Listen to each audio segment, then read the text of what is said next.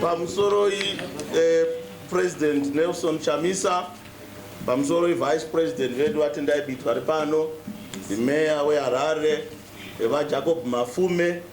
I know kuti makamudiswa zvisingaite makoti mese kumutida kuzimbudiswa kukanzuru, but we are happy to say that the Mayor of Harare is Jacob Mafume and is here with us. Pamusoro inengo dzese Standing Committee, the provincial leadership iri pano, chairman wedu weprovince Baba Chikombo, pamusoro national executive members ese nemi mese mauya pano. Mr. President, sekunzwa kwamaita mashoko angu mashomanini pano. Chairman vedu havana kukwanisa kunge vari pano nekuti havasi kunzwa zvakanaka. Dambudziko rataita Mr. President nderekuti vanhu vedu vese vari kusungwa vachibuda mumatirongo. Tiri kuita dambudziko rekuti vanhu vari kubuda vachirwara Mr. President. Chirwere checolon cancer, chirwere chekenza dzakasiyana siyana, zvirwere zviri kungouya muri kunzwa takarasikirwa navadzamara.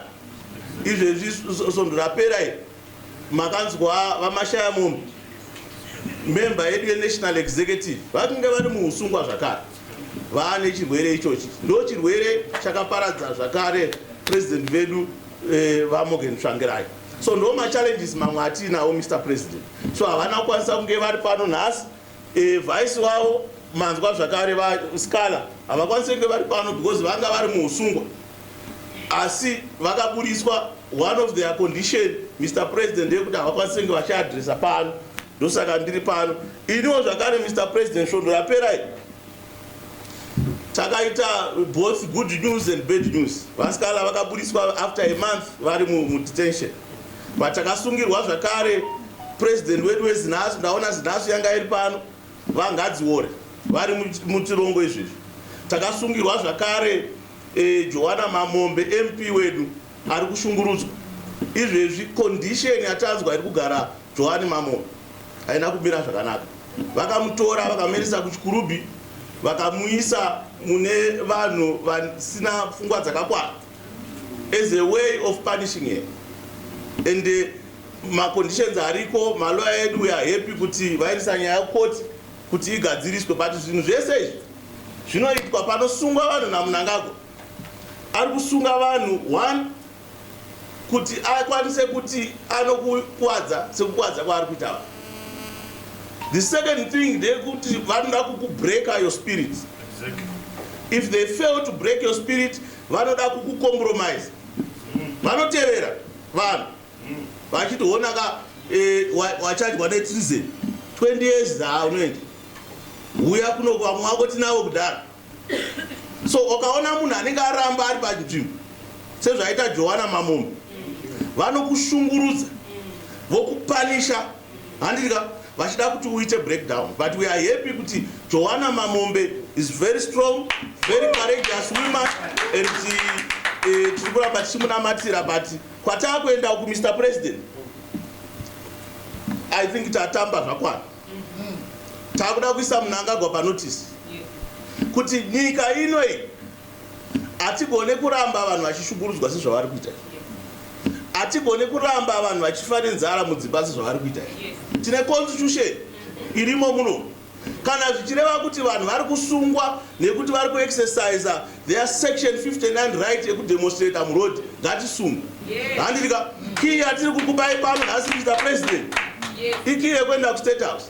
Ndanzwa chairman Chikombo vachitaura kuti ANC yakafomwa 1912 and it took them over 8 years kuti vazopinda mupower. Isu hatina time iyoyo Mr. President. Yes. This 21 years is the decisive year yestruggle iyi.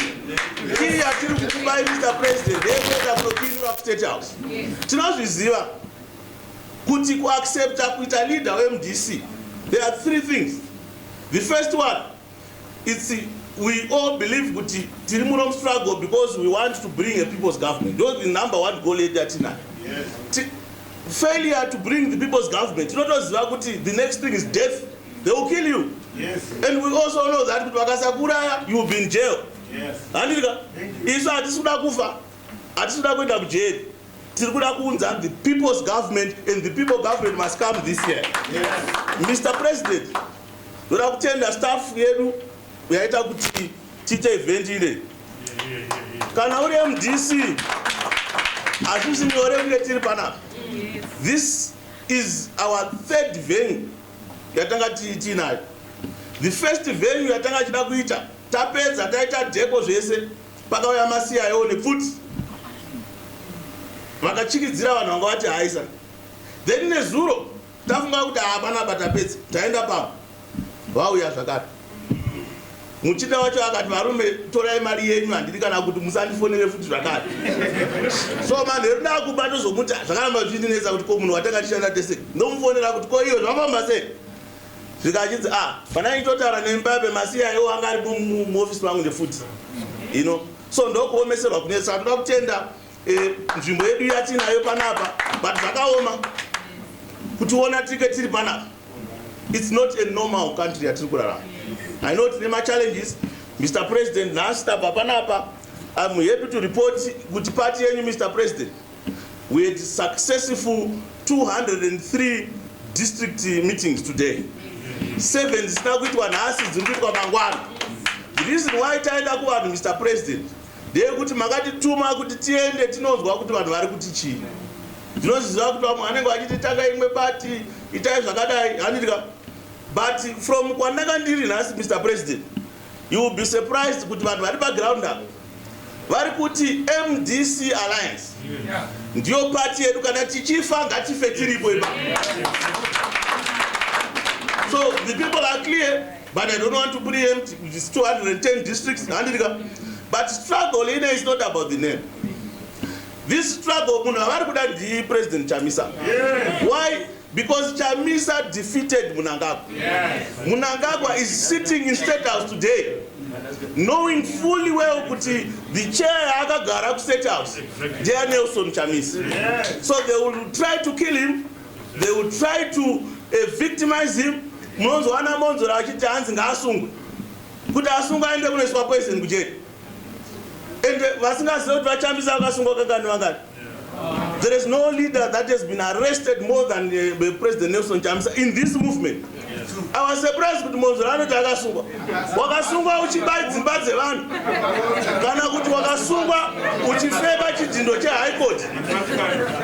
Struggle ine haisi yevanhu vari kusungirwa kuba majarini mumasupermarket. This is a people's struggle.